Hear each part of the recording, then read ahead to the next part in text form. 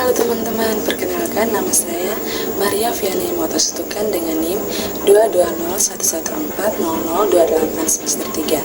Nah, saya merupakan mahasiswa Universitas Nusa Cendana, Fakultas Keguruan dan Ilmu Pendidikan, Program Studi Pendidikan Bersekolah Dasar. Nah, teman-teman, pada video kali ini saya akan menjelaskan materi mengenai pendekatan dalam pembelajaran IPS di sekolah dasar. Pendekatan pembelajaran sendiri merupakan titik tolak atau sudut pandang kita terhadap proses pembelajaran, yang mana merujuk pada pandangan tentang terjadinya suatu proses yang sifatnya masih sangat umum. Di dalamnya mewadahi, menginspirasi, menguatkan, dan melatari metode pembelajaran dengan cakupan teoritis tertentu, atau dengan kata lain, landasan sikap dan persepsi guru tentang bagaimana kegiatan pembelajaran akan dilaksanakan. Kemudian teman-teman yang berikut yaitu pengertian pembelajaran IPS. Nah, pembelajaran IPS sendiri merupakan upaya untuk membelajarkan peserta didik dalam ilmu sosial, humaniora, dan masalah sosial dalam kehidupan mereka sehari-hari. Selanjutnya ada pendekatan dalam pembelajaran IPS. Nah, teman-teman, ada 14 pendekatan dalam pembelajaran IPS. Yang pertama, pendekatan lingkungan. Nah, dalam pendekatan lingkungan ini, IPS sebagai mata pelajaran yang membelajarkan peserta didik untuk bermasyarakat perlu memperhatikan lingkungan sebagai topik kajian, baik lingkungan sosial budaya mereka maupun lingkungan fisik mereka. Kemudian pendekatan yang kedua yaitu pendekatan konsep. Nah, teman-teman, pendekatan konsep ini menekankan bahwa pemahaman konsep sangat mempengaruhi perilaku peserta didik. Konsep tentang keadilan, kesejahteraan, demokrasi, kerjasama, maupun tanggung jawab.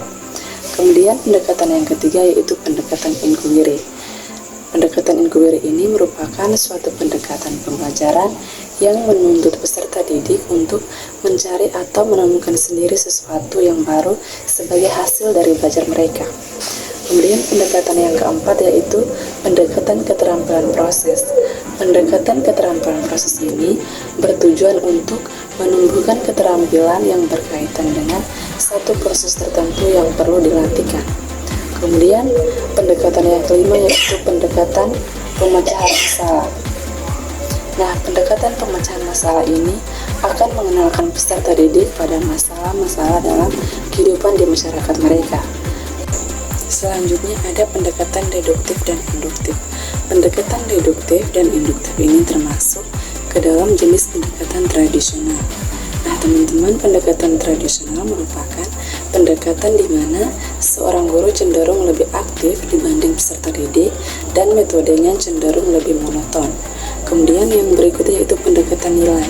Nah, pendekatan ini dikembangkan untuk menumbuhkan sikap dan toleransi dari peserta didik dalam berperilaku di masyarakat, menumbuhkan kepekaan dan rasa tanggung jawab sosial dengan disadari oleh pengetahuan dan keterampilan sosial mereka. Kemudian selanjutnya, pendekatan komunikatif. Nah, teman-teman, pendekatan komunikatif ini mengutamakan efektivitas komunikasi antara guru dan peserta didik dalam proses pembelajaran. Kemudian yang berikut, pendekatan kesejarahan. Nah, teman-teman, pendekatan kesejarahan ini mengungkapkan peristiwa masa lalu yang bisa dijadikan contoh baik maupun tidak baik. Nah, bagi peserta didik sehingga peserta didik bisa mengambil makna dan hikmahnya dari peristiwa masa lalu tersebut. Selanjutnya yang ke-10 yaitu ada pendekatan tematik. Nah, pendekatan ini dikembangkan untuk memberikan wawasan kepada peserta didik secara komprehensif terhadap tema yang ditampilkan. Misalnya, tema yang diambil yaitu tema lingkungan hidup, hasil pembangunan, demokratisasi, dan sebagai bisa dikembangkan pada pemahaman peserta didik yang lebih komprehensif. Kemudian yang ke-11 yaitu ada pendekatan CTL atau pendekatan Contextual Teaching and Learning. Nah, pembelajaran ini merupakan suatu model pembelajaran yang dimana intinya membantu guru untuk mengkaitkan materi pembelajaran dengan kehidupan nyata dan memotivasi peserta didik mengaitkan antara pengetahuan yang dipelajari dan penerapannya dalam kehidupan mereka. Kemudian yang ke-12 yaitu ada pendekatan berbasis proyek. Nah, pendekatan ini merupakan pendekatan yang dimana peserta didik dalam proses belajar memecahkan suatu masalah menggunakan prosedur atau langkah-langkah yang membutuhkan kemandirian dan suasana kerjasama tim yang solid. Selanjutnya yang ke-13 ada pendekatan quantum teaching.